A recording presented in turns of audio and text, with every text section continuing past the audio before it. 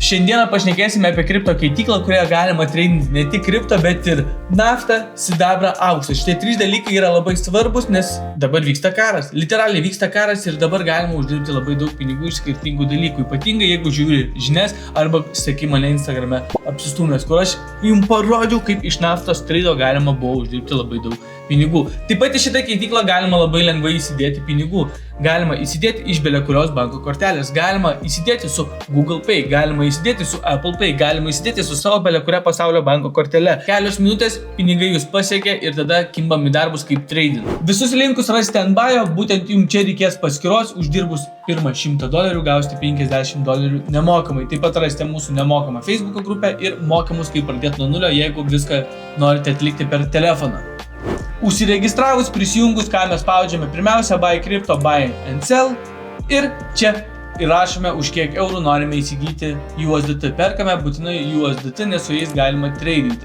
Čia pasirinkti galime Visa, Mastercard, Google Pay arba Apple Pay, jeigu naudojame telefoną. 1, 2, 3 minutės mūsų pinigai įkrenta ir čia ant šitos pinigytės užvedę pelytę spaudžiam transfer ir būtinai persivedam į kur, šitą galima uždaryti, persivedam į USDT-M Futures, nes čia atliksime visas pozicijas. Tuomet keliaujame Futures ir renkamės USDT-M. Čia vat Futures ir USDT-M. Keliaujame ir būtent šitoj vietoj čia galima pasirinkti viską, ką mes tik tai norime, belia kurią kriptovaliutą arba net, kaip ir minėjau, akcijas matome tiek pat ir naftą.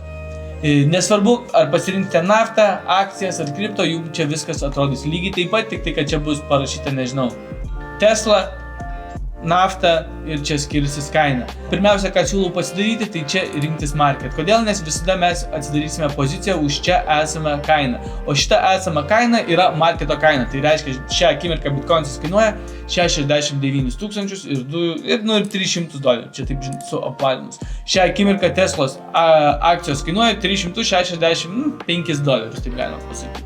Viskas labai paprasta. Čia renkamės cross, o čia renkamės svertą. Kuo didesnis svertas, tuo didesnė rizika. Tai tarkim, jeigu mes turime 10x svertą ir Tesla akcijos, tarkim, nuo šitos vietos nukrito kiek?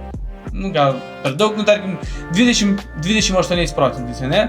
Ir mes čia atsidarėme short poziciją. Tai kas atsitinka? Su short pozicija mes gaunam pelną, kada kažkas krenta žemyn. Nesvarbu, nafta, akcijos, kripto. Jeigu krenta žemyn ir turim short poziciją, mes gaunam pelną. Tai šiuo atveju būtų 28%, čia apvalinam, 28 būtų kart 10. Kodėl? Nes mes pasirinkome 10x svertą ir nukrito 28%. Bendrai šią akimirką turėtume 280% pelno pasirinkę short poziciją. Bet jeigu mes būtent toj pačioj vietoj būtumėm sugalvoję atsidaryti long poziciją, šią akimirką mes turėtume minus 280%. Kodėl mes turėtume minus 280%? Nes su cross gali mūsų pozicija eiti į minusą. Tai tarkim, mes pasirinkę atsidarę čia long poziciją, pasirinkome, kad mūsų stop lossas būtų minus 30%, tai būtent nuo to taško būtų, kad kada Teslos akcijos kainuos $349.37, mūsų tada likviduos. Kol kas tai nebuvo pasiekta ir mūsų pozicija judėtų toliau. Čia pasirinkus TPSL yra saugesnis variantas. Mes taip pat galime paimti ir ne kad mums reikėtų stebėti, o čia įrašome, tarkim, nuo dabartinės kainos, čia galima atsizoominti, nuo dabartinės kainos norėčiau 15, tarkim, imam 10%, kad būtų, tai būtų ir nuo čia atsidarau long poziciją ir noriu, kad, jeigu nukrenta 10%, viskas, mano pozicija užsidaro, tai aš taip atsimatuoju ir rašau 328.14.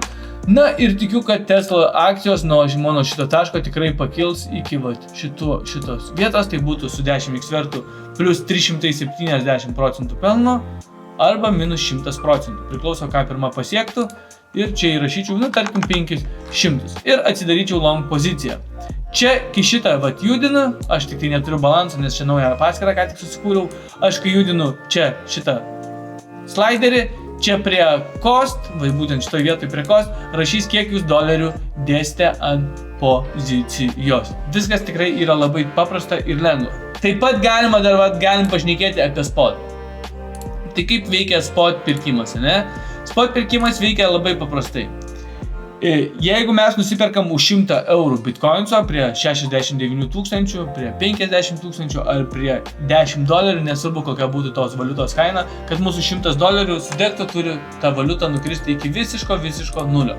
Tai jeigu perkam, tarkim, prie dabar bitcoinso, prie 69 tūkstančių perkam bitcoinso už $100, tai bitcoinsas turėtų nukristi iki 34 tūkstančių, kad iš mūsų $100 taptų $50. Bet tuo pačiu atveju bitcoinso kaina turėtų paaugti iki 105 tūkstančių, kad mūsų $100 pavirstų į 150. Principas lygiai tas pats, market limit. Su PSL galima visus šitus dalykus lygiai taip pat pasinaudoti. Keitykla puikiai, greiti depozitai, galima tradinti akcijas, naftą. Neturiu ką daugiau pridurti, plus išeis vlogelis greitų metu, stay tuned ir iki greito. Pau.